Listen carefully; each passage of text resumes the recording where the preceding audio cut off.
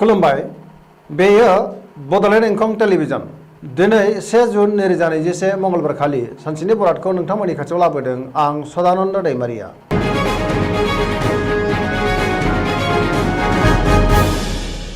सिगां फरायनो लादों मेष राशि गिबि हांखो अ ल। दिनैनि साना मोजां आरो गाज्रिनि गेजेरजों बाबेनलांगोन। गोसोखौ दिनै जोबोर गिलुं गिलुं मोनगोन। गोसोआव बेले बेजे साननाय फैगोन। गोबां मोननो हास्थायगोन। गोसोखौ जोबोर गुलुं गुजुं मोनगोन। मावनो लानाय खामानिखौ थि समावनो मावफुंनो गोब्राब जागोन। देहाया दिनै मोजाङै थागोन। अब्लाबो नाथाय जानाय लोंनायाव सांग्रां जानाया गाहाम। बहानिफ्रायबा मोजां खौरां फैनो हागौ। रांखावरियाव मोजां होनजायो। मोननो गोनांफोरखौ दिनै मोननो हागोन। बेफार फालांगियाव मोजां मुलाम्फा मोनगोन। न'खराव अनलायनाय फैगोन। समाजाव मान मोनगोन। गोसोनि लुबैनाया बांद्राय जागोन। फरायसाफ्रा फरायनायाव मोजां फिथाइ मोनगोन आरो फरायनो गोसो दुंगोन। लाइमोनफोरनि गोसोआ दिनै जोबोद रमान्टिक जागोन।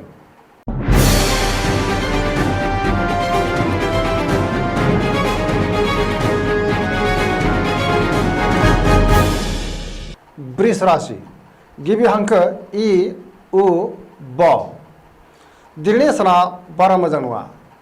गोबां खहा जानांनो हागौ। गोसोखौ जोबोर गुलुं गुजुं मोनगोन। गोसोनि साननायफोरा देबार नांगोन। जाफुंनाय नङा। अब्लाबो गोसोआव बोलोआ बांगोन। मावनो लानाय खामानिखौ थि समाव मावफुंनो गोब्राब जागोन। रांखावरियाव बारा मोजां नङा। नाङा फाङा खरसाया बांगोन। बेफार फालांगियाव मोजांद्राय नङा होनजायो। बहाबा थाङोब्ला दिनै लामा सामायाव सांग्रां जानाया गाहाम। जाब्रबथायनि आसा दङ। न'खराव बिसि फिसायनि गेजेराव अनलायनाय फैगोन। देहाया दिनै मोजाङै थागोन। सेंग्रा सिख्लाफ्रा जोबोर रमान्टिक जागोन। फरायसाफ्रा फरायनायाव गोसो दुंखांगोन आरो मोजां फिथाइ मोनगोन।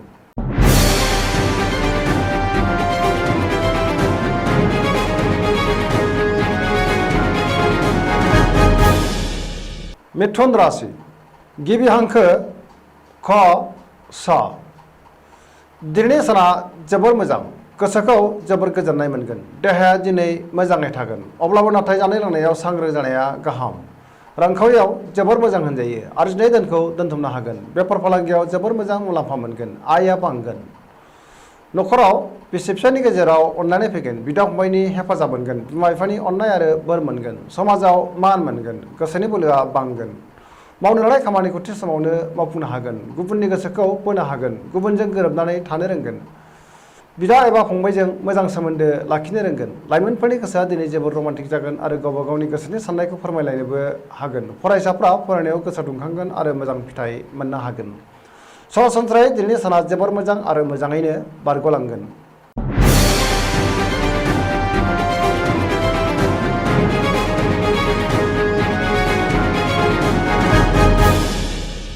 कर्कट राशि गिबि हांखो ड ड ह। दिनैनि साना जोबोर मोजां। गोसोखौ जोबोर गोजोननाय मोनगोन। मावनो लानाय खामानिखौ थि समावनो आरो गोरलैयैनो मावफुंनो हागोन। रांखावरियाव जोबोर मोजां होनजायो। मोननो गोनांखौ दिनै मोननो हागोन। आरजिनाय धोनखौ दोनथुमनो हागोन। आयआ बांगोन। बेफार फालांगियाव जोबोर मोजां मुलाम्फा मोनगोन। देहाया दिनै मोजाङै थागोन। गुबुननि हेफाजाब मोनगोन। गुबुननि गोसोखौ गोरलैयैनो बोनो हागोन। न'खराव बिसि फिसायनि गेजेराव अनलायनाय फैगोन। बिदा फंबायनि गेजेराव मोजां सोमोन्दो थागोन। बिमा बिफानि अननाय आरो बोरखौ मोननो हागोन। समाजाव मान मोनगोन। गोदान खामानिखौ एबा गोदान प्रजेक्टखौ दिनै जागायजेननो हागोन। गोसोनि साननायफोरा जाफुंगोन। लाइमोनफोरनि गोसोआ दिनै जोबोर रमान्टिक जागोन आरो गोसोनि साननायखौ फोरमायलायनोबो हागोन।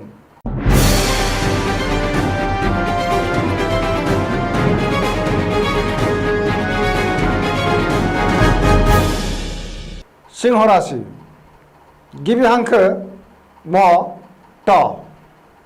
दिनैनि साना जोबोर मोजां। सुथुरखौ फेजेननो हागोन। गोसोआव मोजां साननाय फैगोन। गोसोखौ जोबोर गोजोननाय मोनगोन। मावनो लानाय खामानिखौ थि समावनो मावफुंनो हागोन। सोरनिबा अननाय मोनगोन। सोरबा लोगोनिफ्राय थोजासे हेफाजाब मोननो हागोन। रांखावरियाव जोबोर मोजां होनजायो। बेफार फालांगियाव जोबोर मोजां मुलाम्फा मोनगोन। आयआ बांगोन। गोसोनि साननायखौ गुबुननो फोरमायनो हागोन। न'खराव खुसिनि दैमु बोहैगोन। गोजोनै थानो हागोन। गावजों गाव गोरोबनो रोंगोन। बहाबा दावबायहैनो खाबु मोनगोन आरो मोजाङैनो हान्थिनोबो हागोन। फरायसाफ्रा फरायनायाव गोसो दुंखांगोन आरो मोजां फिथाइ मोननो हागोन। गोसोआ दिनै जोबोर रमान्टिक जागोन।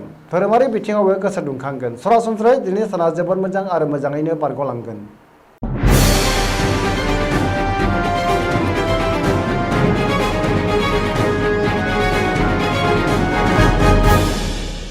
कन्या राशि गिबि हांखो प ट दिनैनि साना जोबोर मोजां गोसोआव गोग्गो साननाय फैगोन माबा मोनसे गोदान थांखि लानो रोंगोन मोजां सानखानो रोंगोन देहाया दिनै मोजाङै थागोन अब्लाबो जानाय लोंनायाव सांग्रां जानाया गाहाम रांखावरियाव जोबोर मोजां होनजायो बेफार फालांगियाव मोजां मुलाम्फा मोनगोन गोबां सुबुंजों लोगो मोनज्लायगोन आरो मोजां खामानि मावनो खाबुबो मोनगोन न'खराव बिसि फिसायनि गेजेराव अनलायनाय फैगोन बिमा बिफानि अननाय आरो बोरखौ मोनगोन गोबां खामानियाव मुखुब थागोन फरायसाफ्रा फरायनायाव गोसो दुंखांगोन गुबुनजों बांद्राय राव दाबुं नङाब्ला गुबुना गोरोन्थि बुजिगोन सोरजोंबा मेगन साखोमा जानोबो हागौ सोरबा लोगोनिफ्राय अदेबानि मोजां खौरांबो मोनगोन लाइमोनफोरनि गोसोआ जोबोर रमान्टिक जागोन आरो गोसोनि साननायखौ फोरमायलायनोबो हागोन गुबुननि गोसोखौ दिनै गोरलैयैनो बोनो हागोन फरायसाफ्रा फरायनायाव गोसो दुंखांगोन आरो मोजां फिथाइ मोननो हागोन सरासनस्रायै दिनैनि साना जोबोर मोजां आरो मोजाङैनो बारग'लांगोन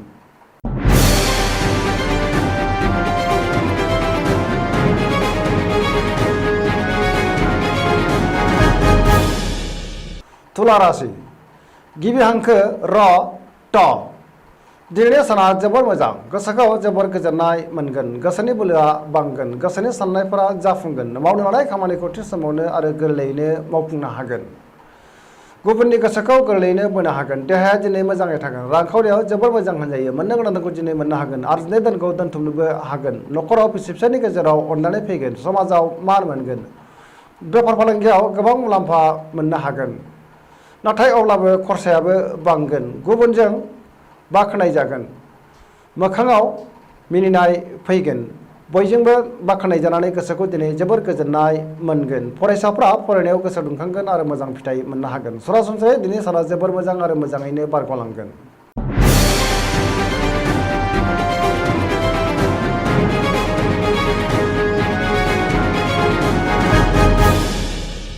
वृश्चिक राशि गिबि हांखो न स दिनैनि साना जोबोर मोजां गोसोखौ जोबोर गोजोननाय मोनगोन मावनो लानाय खामानिखौ थि समावनो मावफुंनो हागोन गोसोनि साननाया जाफुंगोन गोसोनि बोलोआ बांगोन गुबुननि गोसोखौ दिनै गोरलैयैनो बोनो हागोन समाजाव गोबां मान मोनगोन न'खराव अनलायनाय फैगोन रांखावरियाव जोबोर मोजां होनजायो बेफार फालांगियावबो जोबोर मोजां मुलाम्फा मोननो हागोन देहाया दिनै मोजाङै थागोन गुबुननि थाखाय मोजां खामानि मावनानै होनो हागोन सेंग्रा सिख्लाफोरा दिनै गोसोखौ जोबोर रमान्टिक मोनगोन आरो गावबा गावनि गोसोनि साननायखौ फोरमायलायनोबो हागोन बहानिफ्रायबा मोजां खौरां फैगोन फरायसाफ्रा फरायनायाव गोसो दुंखांगोन धोरोमारि बिथिङावबो गोसो दुंखांगोन सरासनस्रायै दिनै साना जोबोर मोजां आरो मोजाङैनो बारग'लांगोन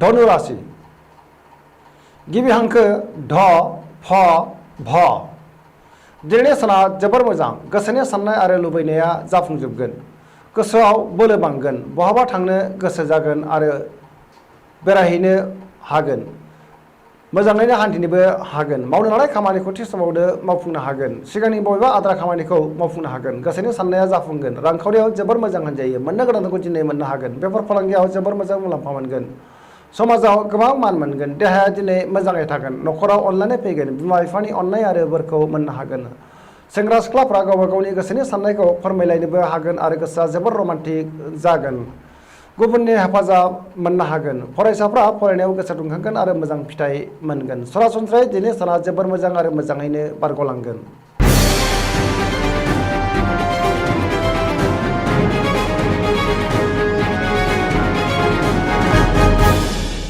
मकर राशि गिबि हांखो ख ज दिनैनि साना जोबोर मोजां गोसोखौ जोबोर गोजोननाय मोनगोन देहाया दिनै मोजाङै थागोन अब्लाबो नाथाय जानाय लोंनायाव सांग्रां जानाया गाहाम गोसोनि साननायफोरा जाफुंगोन सिगांनि बबेबा आद्रा खामानिखौ दिनै मावफुंनो हागोन आरो मावफुंनो हानानै गोसोखौ जोबोर गोजोननाय मोनगोन रांखावरियाव जोबोर मोजां होनजायो मोननो गोनांखौ दिनै मोननो हागोन आरजिनाय धोनखौ दोनथुमनो हागोन बेफार फालांगियावबो जोबोर मोजां मुलाम्फा मोनगोन गोब्राब खामानिखौ मावफुंनो हागोन गोदान खामानियाव आखाइ होनो हागोन आरो मावजेननोबो हागोन गोदान प्रजेक्टखौ दिनै जागायनो हागोन न'खराव बिसि फिसायनि गेजेराव अनलायनाय फैगोन बयजोंबो गोरोबनानै थानो रोंगोन गुबुननि गोसोखौ दिनै गोरलैयैनो बोनो हागोन सरासनस्रायै दिनै साना जोबोर मोजां आरो मोजाङैनो बारग'लांगोन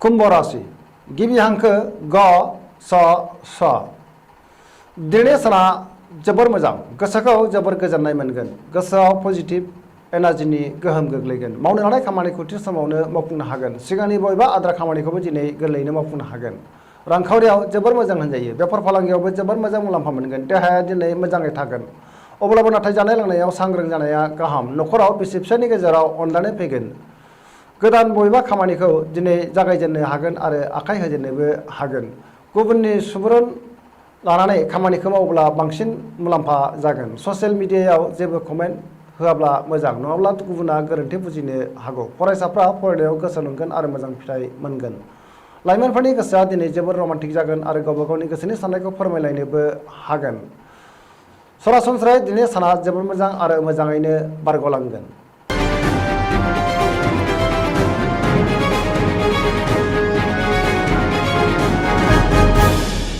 मीन राशि गिबि हांखो ड स दिनैनि साना जोबोर मोजां गोसोखौ जोबोर गोजोननाय मोनगोन गोसोनि बोलोआ बांगोन सिगांनि बबेबा आद्रा खामानिखौ दिनै मावफुंनो हागोन देहाया दिनै मोजाङै थागोन अब्लाबो जानाय लोंनायाव सांग्रां जानाया गाहाम रांखावरियाव जोबोर मोजां होनजायो आरजिनाय धोनखौ दोनथुमनो हागोन बेफार फालांगियावबो जोबोर मोजां मुलाम्फा मोनगोन आयआ बांगोन न'खराव अनलायनाय फैगोन अदेबानि सोरजोंबा रायखोमा जानोबो हागौ सांग्रां जानाया गाहाम गुबुनजों बांद्राय राव दाबुं सिरियै थायोब्ला गाहामसिन जागोन फरायसाफ्रा फरायनायाव गोसो दुंखांगोन आरो मोजां फिथाइ मोननो हागोन लाइमोनफोरनि गोसोआ जोबोर रमान्टिक जागोन आरो गोसोनि साननायखौ फोरमायलायनोबो हागोन बहानिफ्रायबा मोजां खौरां फैगोन दिनैनि राशि फरायथिनाया एसेनोसै जोबनायाव बेखौनो खावलायो जाहाथे नोंथांमोना सानफ्रामबो जोंनि बे बड'लेण्ड इंखं टेलिभिजनखौ नायबाय थायो आरो साबस्क्राइब खालामो एसेनोसै गोजोन्थों।